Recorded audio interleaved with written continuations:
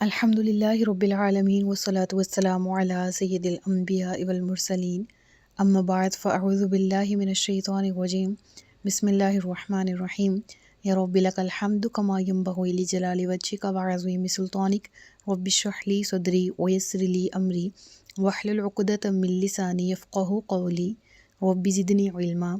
السلام علیکم ورحمۃ اللہ وبرکاتہ۔ پارہ نمبر 29، سورۃ الدہر، اردو ترجمہ اور تفسیر۔ گزشتہ سبق میں اس کی ابتدائی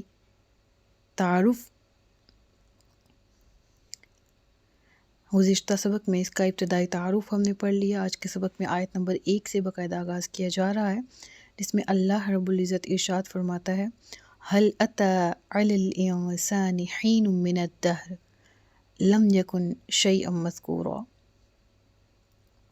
یہاں اس آیت کا آغاز حل کے ساتھ ہوتا ہے، اور حل عربی لغت کے اعتبار سے استفہام یعنی کویشننگ کے لیے یوز ہوتا ہے، لیکن سم ہاؤ قرآن کریم میں، بلکہ عربک زبان میں ہی بہت سے ایسے ورڈز ہیں جو ہم فیمس ہیں کہ اس کا مطلب یہی ہے، اور ہم ان کو انہی اعتبار سے جانتے ہیں، لیکن عربی لغت میں وہ بہت سے موقعوں کے حساب سے ڈفرینٹ معنی دیتے ہوتے ہیں۔ جس طرح سے سورۃ القیامہ کے آغاز میں ہم نے لفظ لا پر بحث کی تھی، اور ہم نے جانا تھا کہ ہر دفعہ لا کے معنی نہیں ہوتے۔ اسی طرح سے یہاں پر حل استفہامیہ نہیں ہے، بلکہ قد کے معنی دے رہا ہے، اور قد تحقیق کے معنی دیتا ہے، یعنی ضرور انسان پر ایک ایسا وقت گزرا ہے جبکہ وہ کوئی قابل ذکر چیز ہی نہ تھا۔ یہ آیت مفہوم کے اعتبار سے تو اپنے اندر بہت زیادہ وسعت لیے ہوئے ہے، لیکن اس کا امپیکٹ انسان اپنی زندگی پہ اگر ڈال لے تو یقیناً وہ پراؤڈ سے، وہ فخر، وہ تکبر، وہ ریاکاری، وہ عجب، وہ خود پسندی، ان تمام بیماریوں سے وہ دور رہ سکتا ہے۔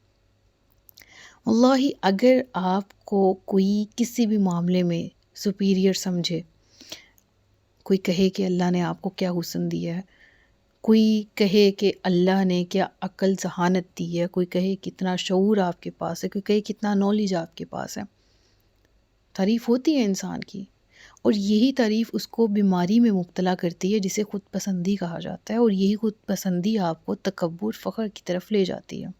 یعنی اگر انسان اپنی زندگی میں ایسے فیز پر ہے کہ جہاں اس کو لگے کہ ہاں اب تو میں ایک قابل ذکر چیز بن چکا ہوں، اب تو میرے نام کی دھن زمانے میں بج رہی ہے، اب تو مجھے ہر کوئی جاننے لگا ہے، اب تو ہر کوئی مجھے سراہنے لگا ہے، میری تعریف کرنے لگا ہے، اس آیت کو اپنے سامنے لے آئیں، انشاءاللہ فخر تکبر سے بچنے میں مدد دے گی۔ یہاں انسان ایسے حالات میں ہوتا ہے کہ جب اس کو اپنے ارد گرد ایسے لوگ دکھائی دیں جو فخر و تکبر میں مبتلا ہیں، تو اس آیت کو پڑھ کے حوصلہ بھی مل سکتا ہے۔ وہ کیا ہے؟ بیس سب کی سیم ہے۔ سب سے پہلے کیا ذکر ہوا؟ لم یکن شیئا مذکورا، ایسا وقت بھی انسان پر گزرا قابل ذکر چیز تھا ہی نہیں، پیدا ہونے سے پہلے تو ویسے ہی معدوم تھا، انسان کے ذکر کا تو سوال ہی پیدا نہیں ہوتا۔ پھر رحم مادر میں اس نے جب قرار پکڑا تب بھی کسی کو کیا خبر تھی کہ اس رحم میں جو پل رہا ہے وہ کس نوعیت کا انسان ہوگا، اس کے اخلاق و آداب کیا ہوں گے، اس کی صورت سیرت کیسی ہوگی، اس کی جینڈر کیا ہوگی۔ پھر اس کے بعد انسان دنیا میں آ جاتا ہے، پیدا ہوتا ہے کمزور سا بچہ، نہ اپنا وزن اٹھا سکے، نہ چل سکے، نہ بول سکے۔ پھر وہ زندگی کے مختلف فیزز سے گزرتا ہے۔ ہر شخص پر کوئی نہ کوئی وقت ایسا ضرور ہوتا ہے کہ جب وہ نوٹیسیبل نہیں ہوتا، پھر اگر وہ نوٹس میں آنے لگے، پھر اگر وہ اپنی بہادری، اپنی شجاعت، اپنے علم، اپنے حسن، اپنی ذہانت وغیرہ وغیرہ، اپنا پیسہ، اپنی شہرت، ان کی وجہ سے وہ اگر کہیں نہ کہیں عروج کی طرف چڑھنے لگے، جسے دنیاوی لغت میں عروج کہا جاتا ہے، تو اپنے آپ کو مغرور کہتے ہوئے اپنے پروردگار کے احسانات کو فراموش نہ کر دے، بلکہ ہر لمحے اپنی اصلیت پر وہ نگاہ رکھے۔ اور اصلیت کیا ہے؟ اس کا ذکر اگلی آیت میں آ رہا ہے۔ اور اس کو جب ہم تفصیل میں پڑھیں گے تو یقیناً سمجھ آ جائے گی کہ واقعی ابتدا اور انجام تو سب کا ایک ہے۔ تو پھر یہ جو راستے کی بریک ہے، اس میں اگر کوئی کسی اچھے اسٹیشن پر رکا ہوا ہے اور کسی کا اسٹیشن جو ہے وہ بظاہر مناسب نہیں ہے، اس کے لیے حالات، وقت، نوعیت سب کچھ تنگ ہیں، تو کیا اس پر کسی کو خود سے حقیر یا خود کو کسی سے اعلیٰ سمجھنا چاہیے؟ بہرحال دہر سے مراد ایسا ہی لامتناہی زمانہ ہے جس کی نہ ابتدا انسان کو معلوم ہے نہ انتہا، اور حین سے مراد وہ خاص وقت ہے جو اس دہر یعنی اس لامتناہی زمانے کے اندر کبھی پیش آیا ہو۔ اب لفظ امشاج بہت غور طلب ہے، ملا جلا نطفہ یعنی نر اور مادہ کا، اور آج سے تقریباً 1500 سال پہلے تو سائنس کا وجود ہی نہ تھا نا، تو ایک ٹرم اب سائنس میں استعمال ہوتی ہے زائگوٹ، یہ اصطلاح سائنس نے نکالی، لیکن یہاں پر اعجاز القرآن ہمارے سامنے آتا ہے کہ آج سے 1500 سال پہلے جب سائنس کا وجود ہی نہ تھا، تب قرآن میں اس کا ذکر ہے کہ ہم نے انسان کو نر اور مادہ کے ملاپ سے بنایا۔ اللہ اکبر۔ اور نبتلیہ، ہم اس کو الٹتے پلٹتے رہتے ہیں، ہم اس کو آزماتے ہیں، ٹھیک ہے۔ نبتلیہ لفظی معنی کیا ہے؟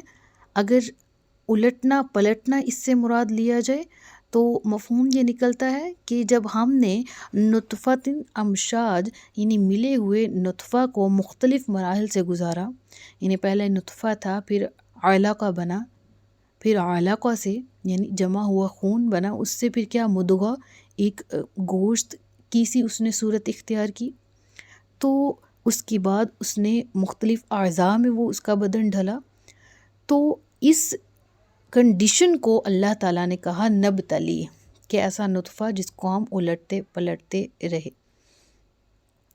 لیکن اس کا دوسرا مفہوم آزمائش کا بھی مفہوم ہے، یعنی کچھ تفاسیر اور تراجم میں اس کے معنی یہ ہیں کہ تاکہ ہم اس کو آزمائیں، یعنی ہم نے انسان کو امتحان اور آزمائش کے لیے پیدا کیا ہے۔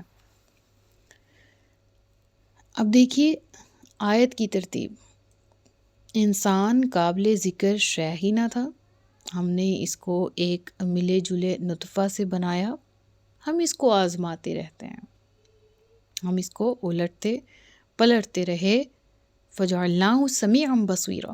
اگر وہ پہلی تفسیر کے مطابق لیں یعنی نطفہ کی کنڈیشن کے مطابق، تو پھر اللہ نے کیا فرمایا؟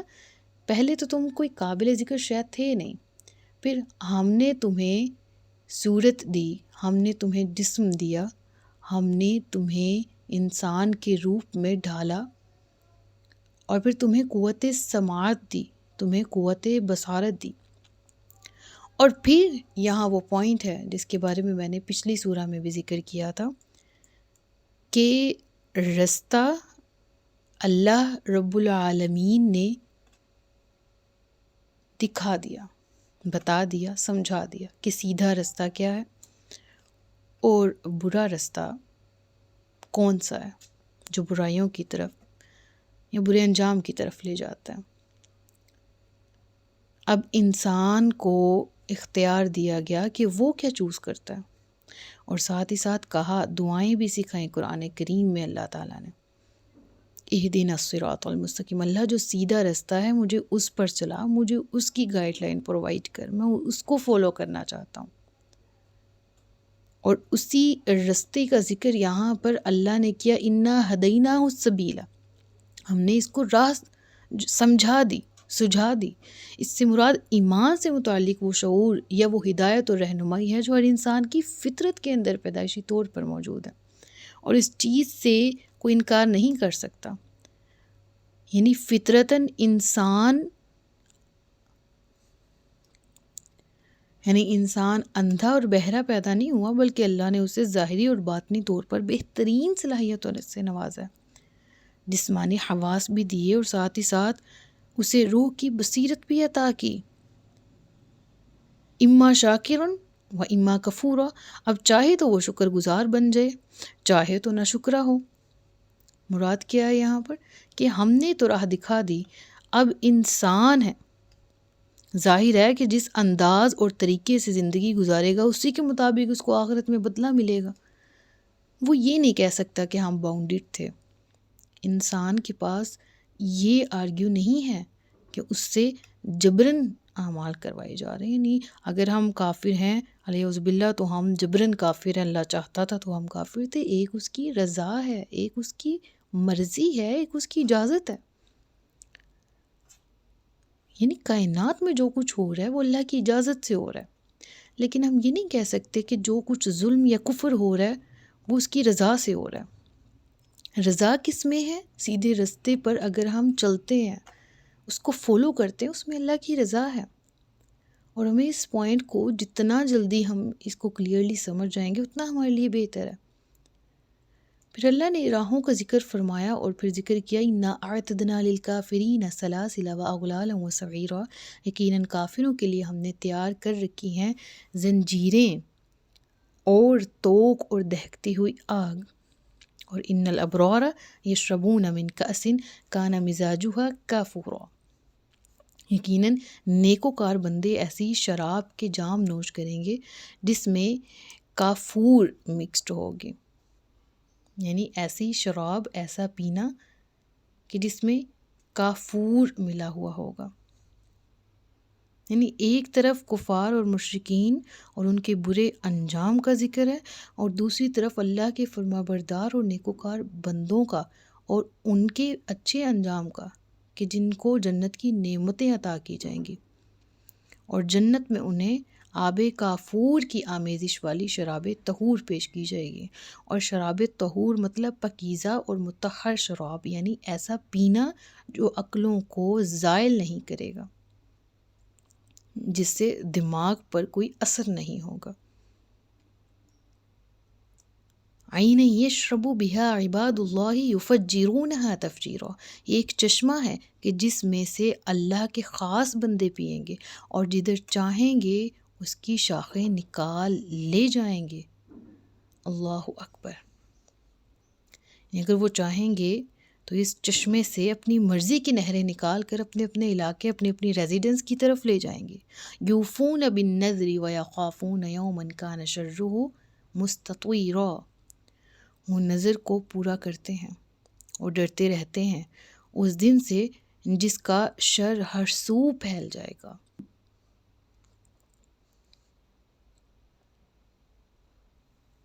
علی حبہ، یہاں پر یہ بات واضح ہو، ایک مفہوم تو یہ ہے کہ یہ لوگ اللہ کی محبت میں بھوکوں کو کھانا کھلاتے، اور دوسرا یہ کہ اگرچہ ان کے دلوں میں بھی مال کی محبت کا جذبہ ہے اور ان کا بھی جی چاہتا ہے کہ وہ اپنے مال کو سنبھال کر رکھیں، لیکن اپنے ان جذبات کے باوجود وہ محض اللہ کی رضا کے لیے مستحقین کو کھانا کھلانے میں اپنا مال خرچ کرتے رہتے ہیں۔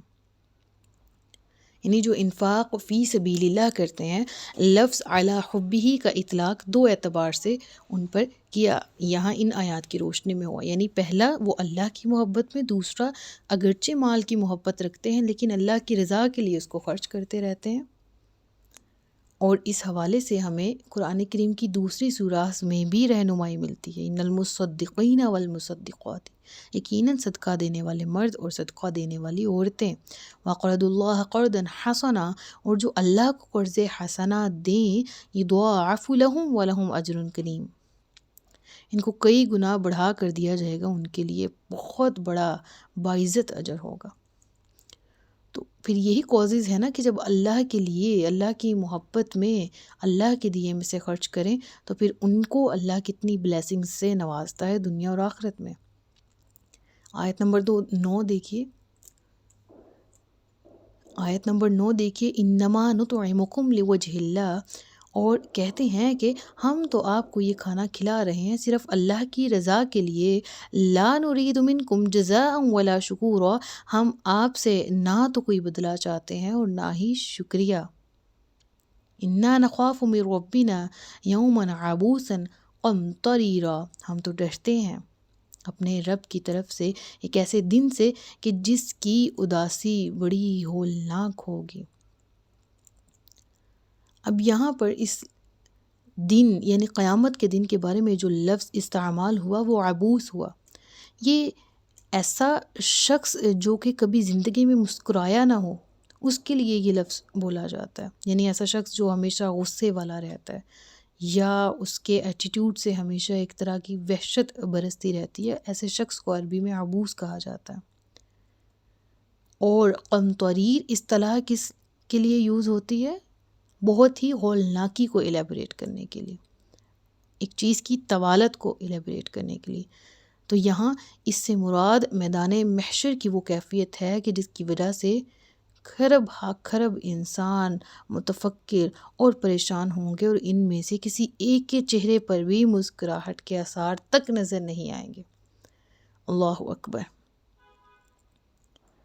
تو ان آیات سے ہمیں کیا سیکھنے کو مل رہا ہے؟ کہ اللہ کے دیے ہوئے رزق میں سے اللہ کی رضا کے لیے خرچ کرنا ہے. اس حوالے سے ایک بہت ہی پیارا واقعہ میرے ذہن میں آ گیا. واقعہ کچھ اس طرح سے ہے کہ آیت نمبر 8 دیکھیے گا، اور وہ کھانا کھلاتے ہیں اللہ کی محبت میں مسکین کو، یتیم کو اور قیدی کو. تو ایک صحابی رسول رضی اللہ تعالیٰ عنہ تھے، ان کو بہت بھوک لگی ہوئی تھی، and he was actually searching for something to eat, لیکن ان کے پاس کھانے کو تھا نہیں. So I don't actually remember his name, لیکن یہ واقعہ بہت انٹرسٹنگ ہے اس لیے میں آپ کو بتا رہی ہوں.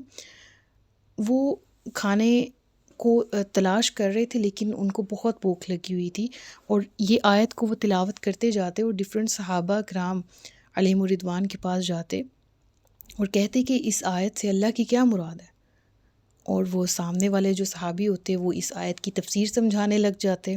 اب ان کے گمان میں نہیں تھا کہ یہ صحابی مجھ سے کیا ڈیمانڈ کر رہے ہیں، ٹھیک ہے، یعنی وہ تفسیر بتا رہے تھے، حالانکہ ان صحابی کی کیا انٹینشن تھی کہ اللہ کے بندے اللہ کی محبت میں کھانا کھلاتے ہیں تو آپ مجھے کھانا کھلائیے.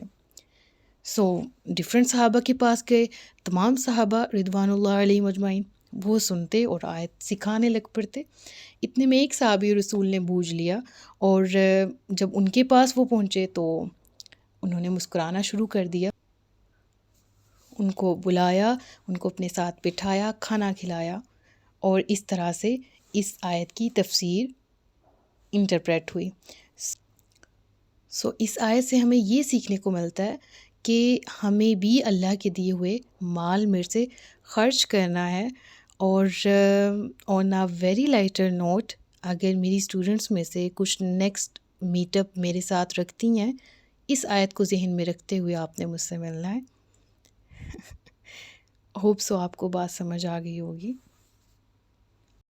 تو دیکھیں نا ریوارڈ کتنا بڑا ہے نا. پھر فوقاہم اللہ شر ذالک اليوم ولقاہم نضرۃ وسرورا، تو اللہ انہیں بچا لے گا اس دن کے شر سے اور بخش دے گا انہیں تر و تازگی اور مسرت. وجزاہم بما صبروا جنۃ وحریرا، اور بدلے میں دے گا انہیں ان کے صبر کے سبب جنت اور ریشم کا لباس.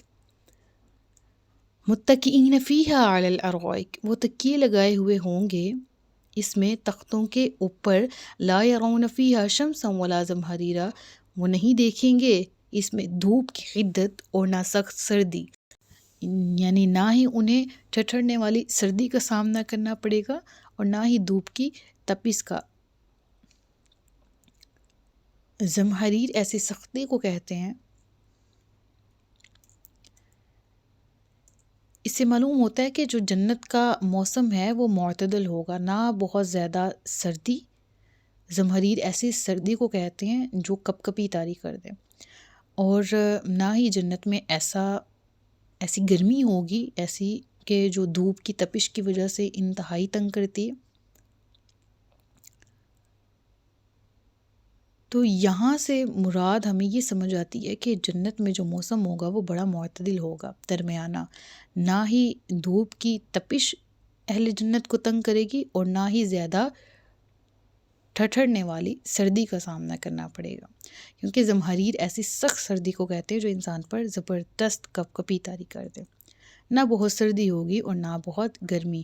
ودانیۃ علیہم ظلالها وذللت قطوفها تذلیلا، اور جنت کے سائے ان کے اوپر جھکے ہوئے ہوں گے اور اس کے پھلوں کے خوشے نیچے جھکے ہوئے لٹک رہے ہوں گے. وَيُطَافُ عَلَيْهِمْ بِآنِيَةٍ مِّن فِضَّةٍ وَأَكْوَابٍ كَانَتْ قَوَارِیرَا، اور گردش میں ہوں گے ان پر خدام جنت چاندی کے برتنوں اور شیشے کے پیالوں کے ساتھ، قواریر من فضۃ، ایسا شیشہ جو چاندی کا ہوگا۔ کتنا خوبصورت ہوگا نا، یعنی ایسا شیشہ جو چاندی کا ہوگا، مراد کیا ہے؟ کرسٹل کلیئر، بنا تو چاندی کا ہوگا لیکن ایسا شفاف جیسا کہ شیشہ ہوتا ہے۔ قدروہا تقدیرا، ان کو ساقیان جنت نے بھرا ہوگا بھرپور اندازے کے مطابق۔